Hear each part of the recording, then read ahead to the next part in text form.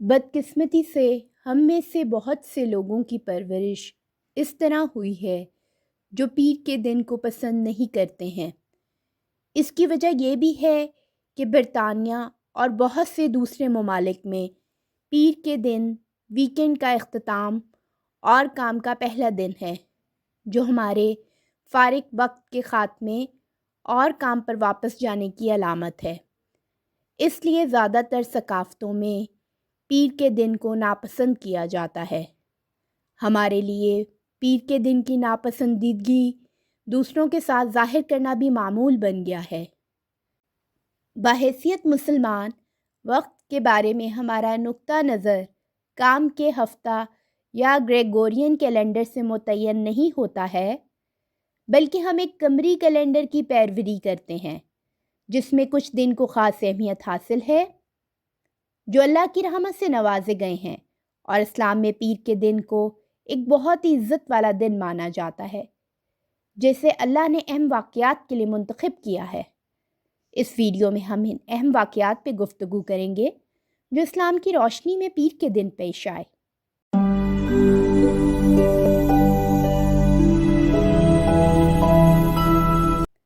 اللہ تعالیٰ نے پیر کے دن درخت بنائے۔ حضرت ابو ہریرہ رضی اللہ عنہ سے روایت کی کہ رسول اللہ صلی اللہ علیہ وآلہ وسلم نے میرا ہاتھ پکڑا، پھر فرمایا، اللہ عزیز و جل نے مٹی یعنی زمین کو ہفتے کے دن پیدا کیا، اور اس میں پہاڑوں کو اتوار کے دن پیدا کیا، اور درختوں کو پیر کے دن پیدا کیا، اور ناپسندیدہ چیزوں کو منگل کے دن پیدا کیا، اور نور کو بدھ کے دن پیدا کیا، اور اس میں چوپایوں کو جمعرات کے دن پھیلا دیا، اور سب مخلوقات کے آخر میں حضرت آدم علیہ السلام کو جمعہ کے دن عصر کے بعد سے لے کر رات تک کے درمیان جمعہ کے دن کی آخری ساعتوں میں سے کسی ایک ساعت میں پیدا فرمایا۔ پیر کے دن جنت کے دروازے کھول دیے جاتے ہیں اور مسلمانوں کو بخش دیا جاتا ہے۔ حضرت ابو ہریرہ رضی اللہ عنہ سے روایت کی کہ رسول اللہ صلی اللہ علیہ وآلہ وسلم نے فرمایا، پیر اور جمعرات کے دن جنت کے دروازے کھول دیے جاتے ہیں اور ہر اس بندے کی مغفرت کر دی جاتی ہے جو اللہ تعالیٰ کے ساتھ کسی کو شریک نہیں بناتا، اس بندے کے سوا جس کی اپنے بھائی کے ساتھ عداوت ہو۔ چنانچہ کہا جاتا ہے، ان دونوں کو مہلت دو حتیٰ کہ یہ صلح کر لیں، ان دونوں کو مہلت دو حتیٰ کہ یہ صلح کر لیں، ان دونوں کو مہلت دو حتیٰ کہ یہ صلح کر لیں، اور صلح کے بعد بھی ان کی بخشش کر دی جائے گی۔ پیر کے دن اعمال اللہ کے حضور پیش کیے جاتے ہیں۔ ابو ہریرہ رضی اللہ عنہ کہتے ہیں کہ رسول اللہ صلی اللہ علیہ وآلہ وسلم نے فرمایا، اعمال سوار اور جمعرات کو اعمال اللہ کے حضور پیش کیے جاتے ہیں۔ میری خواہش ہے کہ میرا عمل اس حال میں پیش کیا جائے کہ میں روزے سے ہوں۔ رسول اللہ صلی اللہ علیہ وآلہ وسلم پیر کے دن پیدا ہوئے۔ مستند رائے یہ ہے کہ رسول اللہ صلی اللہ علیہ وآلہ وسلم ہاتھی کے سال 12 ربیع الاول کو پیدا ہوئے۔ درج ذیل حدیث سے بھی ثابت ہوتا ہے کہ یہ پیر کا دن تھا۔ ابو قتادہ انصاری رضی اللہ عنہ سے روایت کی کہ رسول اللہ صلی اللہ علیہ وآلہ وسلم پیر کے روزے کے بارے میں سوال کیا گیا تو آپ صلی اللہ علیہ وآلہ وسلم نے فرمایا، میں اسی دن پیدا ہوا اور اسی دن مجھ پر قرآن نازل کیا گیا۔ یہ بات قابل ذکر ہے کہ ہفتے کے دن تمام دنوں میں سے اللہ تعالیٰ نے اپنے آخری رسول صلی اللہ علیہ وآلہ وسلم کو بھیجنے کے لیے پیر کا دن منتخب کیا۔ فطری طور پر نبی صلی اللہ علیہ وآلہ وسلم نے پیر کے دن کو مخصوص کیا تھا روزہ رکھنے کے لیے اور اللہ کا بے پناہ شکر ادا کرنے کے لیے۔ آپ صلی اللہ علیہ وآلہ وسلم نے پیر کے دن حجر اسود کو کعبہ کی طرف اٹھایا۔ یہ واقعہ قرآن پاک کے نزول سے پہلے کا ہے، جب رسول اللہ صلی اللہ علیہ وآلہ وسلم کی عمر تقریباً 35 سال تھی تو سیلاب سے کعبہ بری طرح کمزور ہو گیا تھا اور اسے دوبارہ تعمیر کرنے کی ضرورت تھی۔ ایک بار جب قریش نے اپنے اختیار میں موجود حلال آمدنی کو استعمال کرتے ہوئے اسے دوبارہ تعمیر کر لیا تو وہ تقریباً اس بات پر جھگڑ پڑے کہ خانہ کعبہ کے کونے میں حجر اسود کو بدلنے کا اعزاز کس کو ہونا چاہیے۔ قریش نے آپس میں مشورہ کیا اور اس بات پہ اتفاق کیا کہ حرم میں آنے والا اگلا شخص فیصلہ کرے گا کہ کیا کرنا ہے۔ وہ یہ دیکھ کر خوش ہوئے کہ یہ حضرت محمد صلی اللہ علیہ وآلہ وسلم ہے، جنہیں الامین بھی کہا جاتا ہے، یعنی امانت دار۔ آپ صلی اللہ علیہ وآلہ وسلم نے اپنا اوپر والا لباس ردا زمین پر رکھا اور حجر اسود کو درمیان میں رکھا۔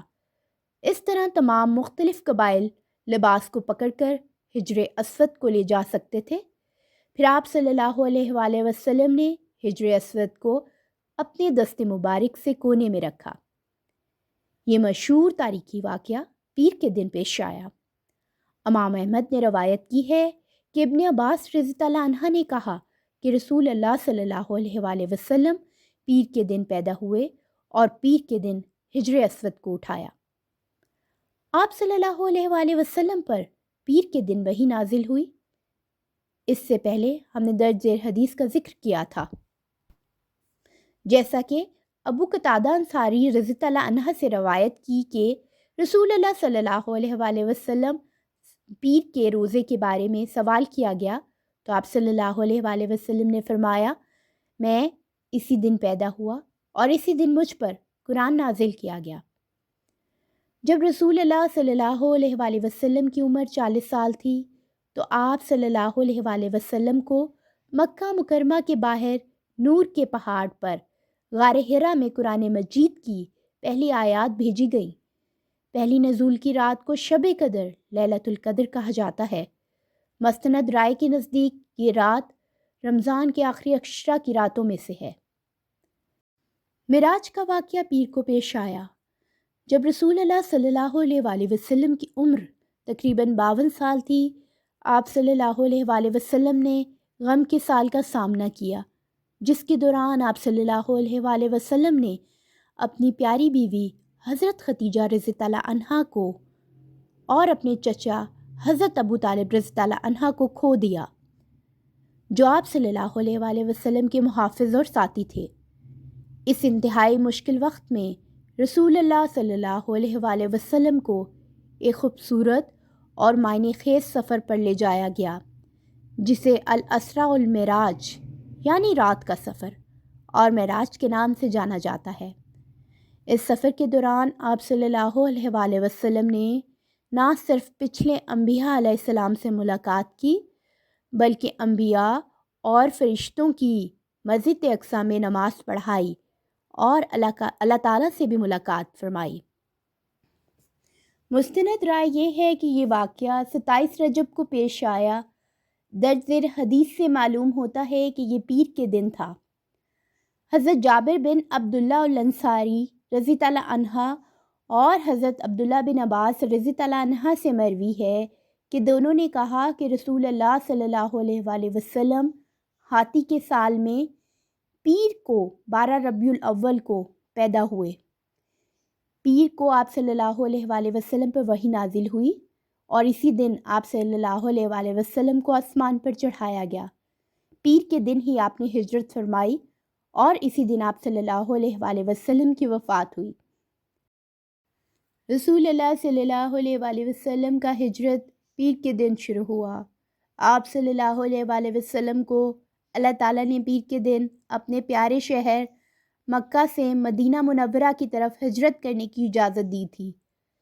حضرت ابن عباس رضی اللہ عنہ سے مروی ہے کہ انہوں نے کہا کہ آپ صلی اللہ علیہ وآلہ وسلم نے پیر کے دن مکہ سے مدینہ منورہ کی طرف ہجرت کی۔ اس وقت آپ صلی اللہ علیہ وآلہ وسلم کی عمر تقریباً 53 سال تھی اور آپ صلی اللہ علیہ وآلہ وسلم نے اپنی زندگی کا بیشتر حصہ مکہ میں گزارا تھا۔ اپنی نورانی پیدائش کے شہر مکہ سے نکل کر اس سے مخاطب ہو کے فرمایا، حضرت عبداللہ بن عباس رضی اللہ عنہ کہتے ہیں کہ رسول اللہ صلی اللہ علیہ وآلہ وسلم نے مکہ کو خطاب کرتے ہوئے فرمایا، کتنا پاکیزہ شہر ہے تو، اور تو کتنا مجھے محبوب ہے۔ میری قوم نے مجھے تجھ سے نہ نکالا ہوتا تو میں تیرے علاوہ کہیں اور نہ رہتا۔ ہجرت اسلامی کیلنڈر کے آغاز کا بھی نشان ہے اور یہ اہم واقعہ پیر کے دن پیش آیا۔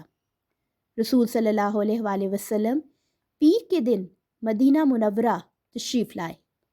حضرت ابن عباس رضی اللہ عنہ سے مروی ہے کہ رسول اللہ صلی اللہ علیہ وآلہ وسلم پیر کے دن پیدا ہوئے، پیر کے دن وحی نازل ہوئی۔ آپ صلی اللہ علیہ وآلہ وسلم نے پیر کے دن مکہ سے مدینہ منورہ کی طرف ہجرت کی۔ آپ صلی اللہ علیہ وآلہ وسلم پیر کے دن مدینہ منورہ پہنچے اور پیر کے دن ہجر اسود کو اٹھایا۔ رسول اللہ صلی اللہ علیہ وآلہ وسلم 12 ربیع الاول پیر کے دن ٹھیک 53 سال کی عمر میں مدینہ منورہ پہنچے۔